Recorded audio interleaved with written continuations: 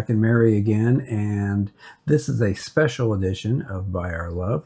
We are going to be sharing about what transpired in our lives a year ago. We're going to talk about 3 miracles today. One is really big, and the 2 are smaller, still very, very interesting how they all work together. And we're not going to be talking theology. We're just talking, this is what happened. So Mary, how'd this all get started? Well, in January of last year, I started having some symptoms, which coughing and various things that I thought might be COVID or something else.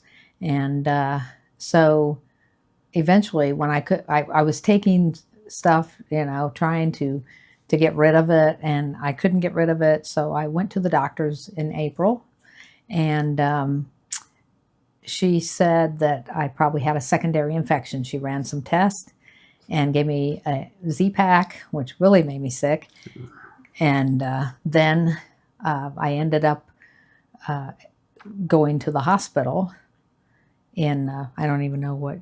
Yeah, it doesn't matter. That's Yeah. just, you got sick and you ended up quitting your job. I did have to quit my job like in the middle of May. You couldn't work anymore. Did you have any energy? No, I did not. I finally ended up not having energy to do anything. I felt horrible every day. And I thought the Z-Pack at first was the thing that was, making me worse. And I found out that that was not the case at all. No. So Mary started out by getting sick. And so in January of last year, this is very miraculous how this transpired. In January of last year, Mary and I were praying, and I just felt like I was supposed to retire from children's ministry. And got to be honest, I really didn't. And still, I kind of wrestle with it, like, I kind of really didn't want to retire. But we felt like we had to be obedient. So we went ahead and said we were going to retire. Well, it wasn't I put in my notice to be done, and then I couldn't leave. And so, they were fine with me staying until I could leave. But finally on June 3rd of last year was going to be our last Sunday at church. And if you think about this is so miraculous. In January, we're feeling like I'm supposed to retire. Well, and then I retired. I turned in my notice and said I'd be like 3 weeks. And then I couldn't retire because our place to live hadn't opened up yet. And the Social Security hadn't opened. And, we had money, but I didn't want to retire without that Social Security coming in. So we delayed the whole thing. And finally it came through, and it just like it took forever. And finally on June 3rd, I was able to say, this is our last Sunday. But what's really miraculous about this is on June 7th, 6th or 7th, we're in the emergency room, and Mary is very sick. It turns out Mary has a heart problem, and her mitral valve, as we were going to find out, had exploded, and her lungs were filling with fluid, and it was just a mess. And I needed to be 100%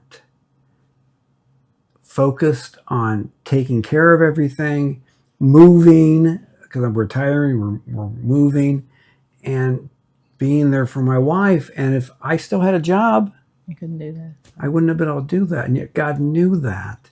Perfect timing. Perfect timing. In January of 6 months before, it was like, you need to retire. And so I did. And that's miraculous that once I retired, we're at the emergency room, and I'm able to be there to take care of Mary and help take care of everything. So why don't you briefly go over what was going on in the hospitals? We had 3 hospital stays. We're not going to go details of all of them, but they're getting progressively worse. Yes. The first hospital was in Columbus, Indiana, because that's where we were serving. And they were the ones who found out that I had a heart problem. They thought I had a blood clot, but that ended up not being the case.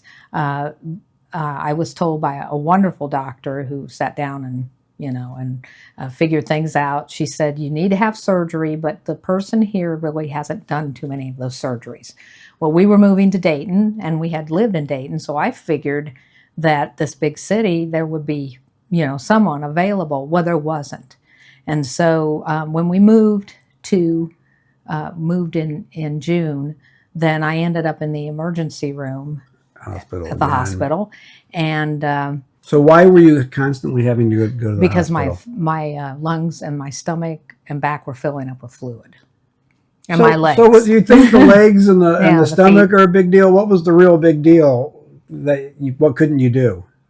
I couldn't breathe. So Yeah, yeah, that's the big deal. You so they couldn't would breathe. give me medication for that, Lasix, and send me home. And then it wasn't very much longer, and I have to go back in the hospital because I just couldn't breathe. Yeah. So you're thinking about it. Were your trips back to the emergency room coming more Yes. frequently?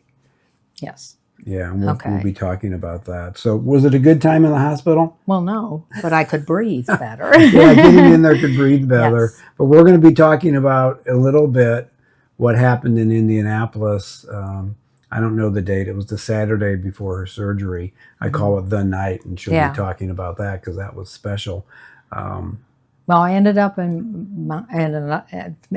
in the hospital on July 5th, today, a year ago, Yes, and today. because I couldn't breathe again, I would stay up at night, and so in the meantime, Jack was trying to work. That's another miracle we're going to be talking about. I want to talk. Yeah. Yeah. But anyway, I needed to have a surgeon, and the doctors kept saying you need to have surgery. Okay. 1, 2, 3. Sooner rather than later. later. But they wouldn't give me the surgery. And so they said, finally, we had to find out later that particular hospital did not even do heart surgery. Yeah. So God is merciful. I ended up coming home, and then in July, and I was able to go. Also, that was another miracle. I was able to go see a really famous surgeon in Indianapolis. And that's what I'm going to talk about now. Yeah. Okay. I'm interrupting her. We're going to go right into that. So another miracle. And well, this is miracle number 2 that we're talking about. The first one was the retirement thing, which is a huge deal if you think about it. What are the odds that all that would work together? Well, Mary had mentioned that the surgeon they had assigned her in Columbus said, I can't do this. Well, our daughter had pulled some strings and got us with a cardiologist in the Dayton area where we were moving. And we had an appointment for August 18th. 15th. She remembers it was August 15th. And the thing is I felt in my spirit Mary wasn't going to be alive August 15th. And that I had to do something to really move this forward. Okay, so we had a dog attack. Do some editing here. So I'd call Columbus. I would call, and they said, you got to get this moving.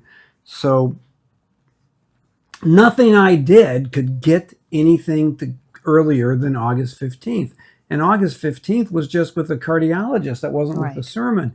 With the surgeon. So I remember Monday, June, whatever, a week before Mary's birthday, we had just moved to the Dayton area.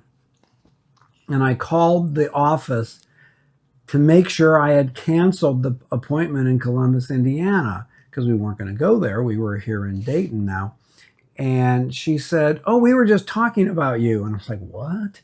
And she goes, I hear you're having trouble getting, this is actually Friday. Sorry, this was Friday. I hear you're having trouble getting them to move the appointment up. Well, they need to move it up because this is pretty serious. So I said, okay. This was like 8 in the morning, and it went all day, and I didn't hear back from her.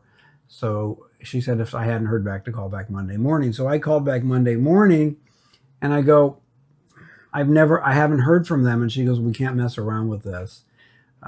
We have a surgeon in Indianapolis that we were going to have do this, who we was going to recommend you to. Do you want me to call them and see what we can do and just skip this step in Dayton? So she said, give me the day. So I waited the day, and surely like at 5 o'clock exactly, I hadn't heard from her. So I called her, and she says, yep, I got you an appointment for this Friday with a doctor, with a surgeon who does this all the time. And people travel from all over the country to come to him to do these mitral valve surgeries. So, that was pretty miraculous that I was trying really hard because I knew the situation for Mary was very serious. I didn't know why, and we're going to find out in a little bit. I've even learned more details since the surgery in the last few months of how serious Mary's condition was and why she was ending up in the hospital so frequently. So, yeah, got the appointment. And there's a little side humorous story there. She's in the hospital that week. It wasn't maybe the next day we're back in the hospital in the emergency room and they admit her. And on Wednesday, the people in Dayton go, well, she needs surgery sooner rather than later. And like, well, we're leaving tomorrow. We're checking her out. And he's like, I don't think we're going to check her out. And I said, wild horses are not keeping us away from that appointment with the surgeon. She's got to have surgery. We have an appointment. We're going. And so he came back in the next day and said, yeah, we thought about it. We're going to let you go. And I was like, well, we were leaving anyway. So now we're going to jump ahead to Indianapolis because they told us to quit going into the emergency room constantly. Just come to Indianapolis where they're having the surgery. And let's talk about the night. Well, it was a Saturday night, I believe, and was just in really bad shape. Couldn't breathe, just could not breathe. And the nurse kept coming in. She checked my vitals and everything, and I'd say, I can't breathe. And she said, well, your vitals are fine. So Jack had been staying with me on a cot in the hospital room, and so he finally got a nurse. It was 4 a.m, and he said to her, seemed like it was always 4 a.m. He said to her, you need to get a doctor. And so he was a wonderful doctor. And he came in, he gave me oxygen, and they actually sent me pretty quickly to the pulmonary care unit. Yep. Right. Yep. That's where I went. Yep. And I was supposed to have my robotic surgery on Wednesday on July 12th, but they did not have an operating room available. They had the robot, but they didn't have the operating room. So they had to move it up to July 19th the following week. And if they'd had surgery on July 12th, we wouldn't be making this video. Because Mary was fine on July 12th. It was on July 18th and 19th that Mary was not fine. Yeah. And let's just move on to the big one. Okay. We can just back and forth, but the surgeon came in let's go back. There's 3 numbers here. The surgeon came in when we saw the surgeon in June, he said, well, she had a 98% chance of survival, that there was not much of an issue here at all, and he'd get it taken care of. And then when we saw him on the 12th, which was the day that we could have had the surgery, he said, 90. We're having some issues here. Mary's heart's getting worse. And then he kind of lectured us a little bit about irresponsibility, but that's a whole nother story at all together. But so it was down to 90%. And then the night happened on Saturday, and then we saw him on Tuesday before the surgery. And what did he say, Miss Mary? He said that I wasn't going to make it. He just looked at me and he said, I can fix your mitral valve. I also have my tricuspid valve that needed repairing. And he said, I can fix those 2 valves. He goes, I can do that. He goes, I can't restart your heart. He said, I've never seen a heart so enlarged. And so I looked at him and I said, I serve a bigger God than that. And his assistant, physician's assistant, I think it was PA. She is a Christian, and so her name was, well, I won't give names, but she was very sweet. And when he left the room, I asked her to come and we prayed. And then she told me, she said, I'll be by your side the entire surgery. And so I was given, I know this, by the Holy Spirit, so much peace that I was never afraid. I was never a question in my mind that I was going to make it. Yeah. And so I did not have any fear. I did not have any trepidation, nothing. I knew that I was going to make it. So even though the doctor said the surgeon said there was 0 chance. Yes. You now had a 0 chance to live. Yeah. And faith in God is awesome. And what else did she say? She said, the God that started your heart when I was born. At first, well, the heart started before you were born. Yeah. But the God that first started your heart the first time can start it again Amen. the second time, and that's some faith there. Amen. So from my point of view, let's explain a little about what's going on. Mary's mitral valve has exploded. We don't know when it exploded, and one of the reasons that we got reprimanded by the surgeon was you're supposed to, these things are supposed to be taken care of. They're not supposed to get to the place. It's an elective surgery. It's an elective surgery, and hers was not elective. They were like when I looked at him and said, so my wife's going to die tomorrow, and he said, well, we have no choice. She's going to die anyway. And we could tell how it was getting worse and worse and worse at her heart. So what a muscle does, this is what I've learned, what a muscle does, this heart is working harder and harder and harder, and it's not getting stronger, it's getting weaker, trying to push the blood out, so it's getting bigger and bigger. Well, as the muscle gets bigger and bigger, it gets weaker and weaker. Muscles get thick when they're getting stronger. If they're getting thin, they're getting weaker. So her heart was getting weaker and weaker. And one of my concerns as we were going through this is that the heart would just stop because it was working so hard. So we're not going to get into what I went through with this and my doubts and my struggles, but my wife was unmoving. And then we know what happened because she's sitting here next to me, but we were told that she was going to die. And that even if I did survive, the recovery would be horrible. Brutal was the word he used. Which it was not. Yeah. And when Mary said, we serve a bigger God than that, or I serve a bigger God than that, he looked at her and said, well, you have the biggest heart I've ever seen. Kind of refuting her, saying, well, physically, there ain't no way your heart's starting again.